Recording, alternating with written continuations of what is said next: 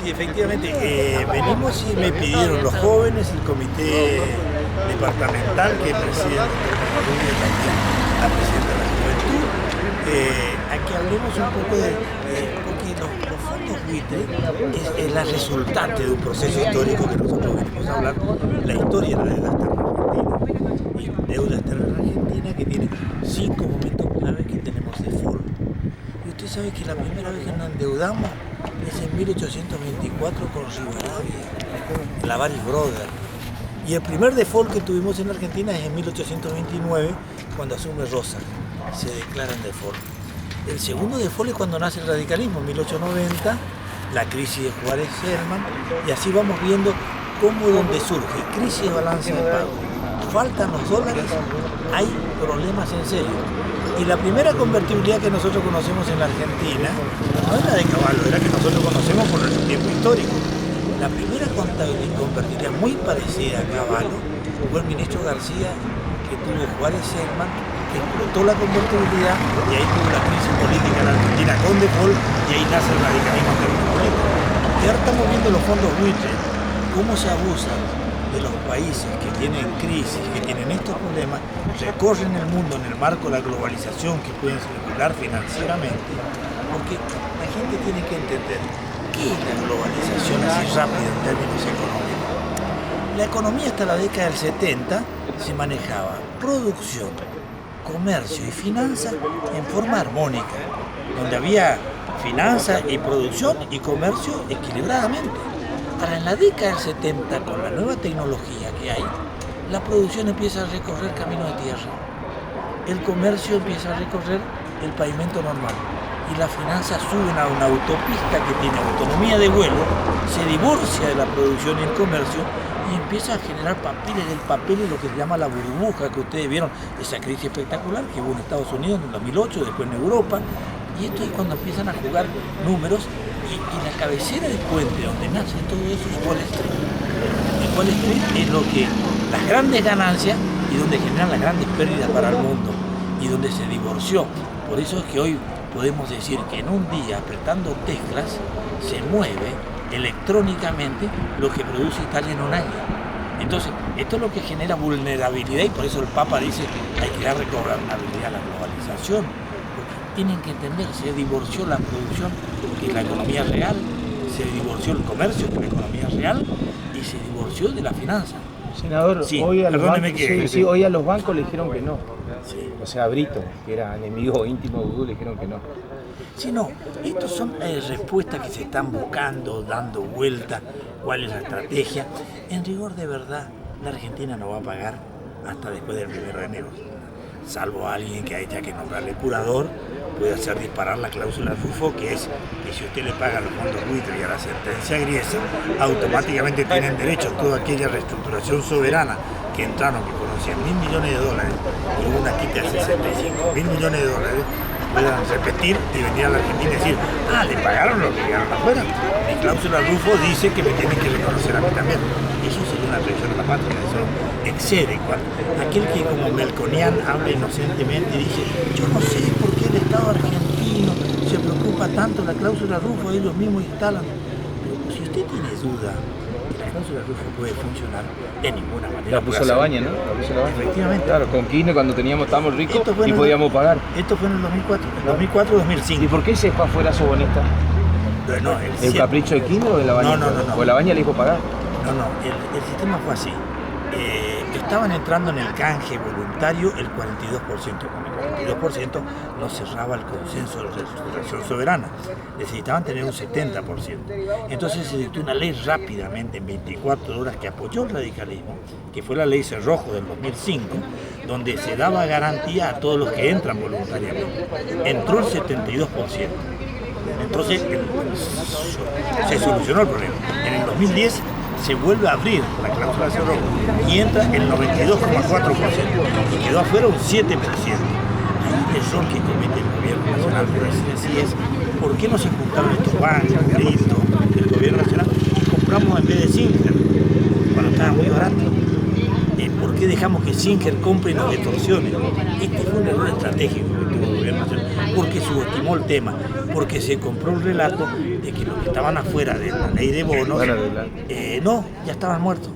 Y la verdad que esos son bonos y son personas que están preparadas para esperar sine die, hacer lobby en el Parlamento americano, trabajan con Washington, son hombres que trabajan con los republicanos, porque Wall Street es republicano. Lo que tenemos que decir, pero sí, senador, ahora la estrategia que adoptó la Argentina, ¿qué opinión le merece al punto al que se ha llegado en esta situación? Bueno, tenemos que decir que la estrategia que adoptó la Argentina, evidentemente, si vamos por los resultados, no nos fue bien.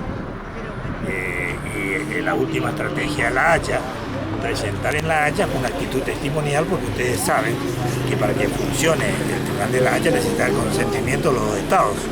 El argumento estaba bien, porque uno no iba contra Singer, el argumento, o el fondo NML, el argumento es que iba contra el Estado americano y uno de los poderes del Estado que se había extralimitado en su sentencia, porque en rigor de verdad, el hombre común, una sentencia, si yo le gano a usted, es contra usted. No puede ser que gente que no se defendió, como todos aquellos que estaban estructurados, ven bloqueados y no pueden cobrar su cuenta. Esto es algo es nulo, algo no anda bien, algo irrita esa sentencia.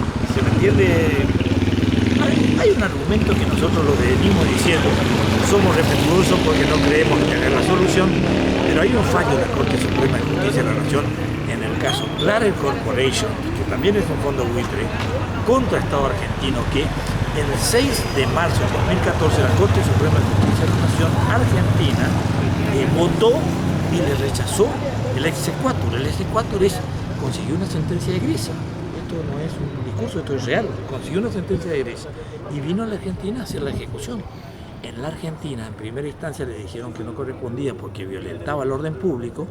En segunda instancia le confirmaron que violentaba el orden público y la Corte Suprema de Justicia dijo: usted no pasa en el inciso 4 del artículo 517, 518 y 19 complementario del Código Procesal de la Nación, que es lo que se usa. Y usted no pasa algo que es central. La Argentina puede delegar la jurisdicción para ser juzgado. Lo que no se delega nunca en el derecho público de cualquier país occidental y cristiano es el control de orden público, porque usted se pone en peligro una reestructuración soberana, como dictó un fallo individual, está poniendo en peligro un sistema de un país, y eso es el orden público que podemos defender, y es la última palabra que tiene la Corte Suprema. Ahondo lo de mi compañero, en el 2015 vence todo, vence en enero los buitres, vence el Club de París, no tenemos dólares, vence energía, que estamos pagando mucha plata. Al que venga, ¿qué gobierno le toca? ¿En el 2016 vamos a volver a respirar? ¿Vamos a volver a caminar? Mire, yo le diría centralmente que hay dos cosas. Si hablamos de kirchnerismo tenemos que hablar de la Biblia, que es Kirchner, y del Evangelio, que es Cristina. La Biblia tuvo 4 elementos centrales que le dieron éxito, entre comillas, no sustentable en el tiempo al modelo. ¿Cuál era? Un dólar alto, era un superávit fiscal donde el Estado cobraba más impuestos de lo que gastaba, entonces le quedaban pesos, exportaba comercialmente los particulares mucho más porque tenía competitividad, sobre todo las economías regionales, teníamos reserva de Banco Central muy alta y no teníamos la inflación que hoy tenemos y una tasa de interés manejable. Hoy el modelo se agotó. En el 2007 no tenemos ninguna de esas virtudes y ese es el problema de Cristina Kirchner. Ya no es porque está Kirchner o Cristina Kirchner. El modelo se le agotó porque las altas tasas de interés, la inflación y el gasto público le fueron comiendo la competitividad que tenía el dólar para que las economías regionales puedan competir en el mundo. Esto hizo que se pague menos impuestos y no tengamos superávit. No podamos comprar los dólares y tengamos que cuidar nuestras reservas, que se nos va escapando, y que aparte usted recuerde que hubo una decisión política de pagar al Fondo Monetario anticipadamente 10.000 millones de dólares, que teníamos una tasa de financiación del 4%, muy baja. Entonces me parece que eso fue una decisión queriendo hacer un símil con el general Perón. Hay 2 presidentes en Argentina que pagaron al Fondo Monetario Internacional, o deuda externa, en ese caso de Perón todavía no estaba el Fondo Monetario Internacional, pero pagan la deuda externa de la Argentina. Fue Perón en el 46 que termina de pagar en el 48, esto explica muy bien Félix Luna en toda esa historia, y Kirchner. Y fíjense cómo hay símil, que usted dirá qué tiene que ver. Fue Perón el que entregó, devolvió al Paraguay, después de la guerra de Paraguay, está la presidenta devolviendo bienes hoy al Paraguay, fue la que entregó los trofeos de guerra de la Triple Alianza, y ahora Cristina Kirchner está devolviendo el trofeo. Fue Perón, después de pagar toda la deuda y decir que teníamos una Argentina desarrollada en el año 52, se queda sin dólares, y tiene que firmar lo que se llamó el contrato de la California, que es entregarle al viejo grupo que hoy es Chevron y que ahora tenemos que firmar con Chevron vaca muerta a la presidenta de la República. Hay un signo, la historia se repite. Lo último, el sábado viene a Yapeyú. Estamos el viernes en la Cruz a las 4 de la tarde, el sábado la sesión de Yapeyú y el domingo para el acto. Y se van a votar proyectos muy importantes. Uno, la defensa de los intereses para no repetir la historia de Yacyretá, donde el gobierno provincial está muy entusiasmado y estamos trabajando coordinadamente con los 6 municipios de la región, Garaví, Garrucho, Santo Tomé, Virasoro, Lieve y San Carlos, el gobierno de la provincia de Corrientes y los senadores que estamos adquiriendo una masa importante de consenso. No digo todo, porque usted sabe que el peronismo por ahí, el factor humano, se enojaron por un punto de coparticipación y hacen vinculación temática y complican la cosa. Le vamos a ganar la votación, pero yo creo que puede haber consenso. Esta mañana estuve reunido con Rubén Bassi en el bloque, le adelantamos el proyecto y estamos trabajando y realmente nos vamos porque la gente está queriendo escuchar. Gracias, muy amable. Gracias.